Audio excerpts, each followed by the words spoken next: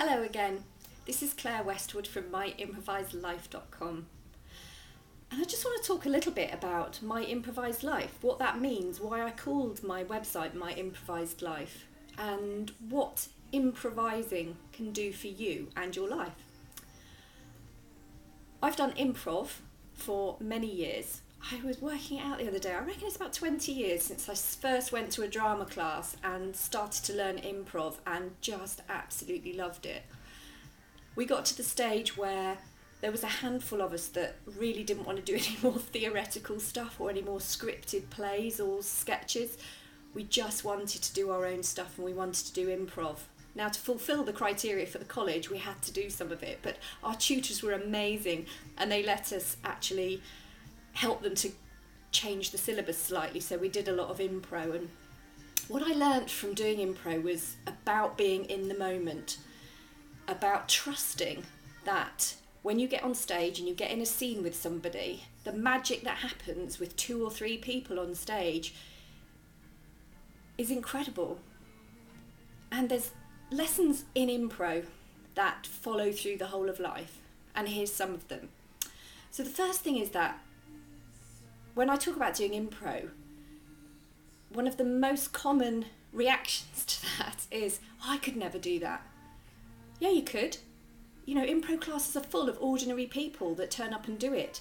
You know, a lot of professional actors don't like impro because of the lack of control or the perceived lack of control of it. They like having a script, they like knowing what's coming up. And if you're the sort of person who likes winging it a bit and taking risks and challenging yourself and having so much fun, improv could be a great thing for you. There is a structure and a foundation to impro. There are rules of impro. And once you know them, you can really start to play with it. It's the same with life or with business or with relationships. Once you know the basic foundational rules, that's when you get to play. Like being a jazz musician, jazz is not just a muddle of notes. It's actually, you have to know how to play music before you can improvise and do jazz. So having an underlying structure is one of the first things. Being able to play is another thing. The ability to fail and it not matter is incredible. You know, I was in my 30s when I actually went to a class, an impro class, and I was taught that it was all right to be really dreadful at something. You know, the guy teaching us said, you've never done this before, why would you be good at it? Don't try and be good, just do whatever happens. And this is why I'm doing these videos sort of off the cuff and just talking and being in the moment, because that's what impro is. It's about knowing what you know and just allowing it to flow through you.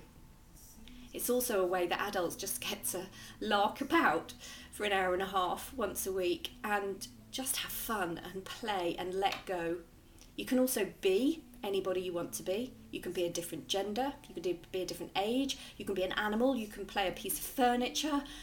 You know, there's no costumes, there's no props, there's quite often no staging. So really it's your imagination is the boundaries of what you can create. And quite often that's the same in life. Whatever we can imagine, we can start to create.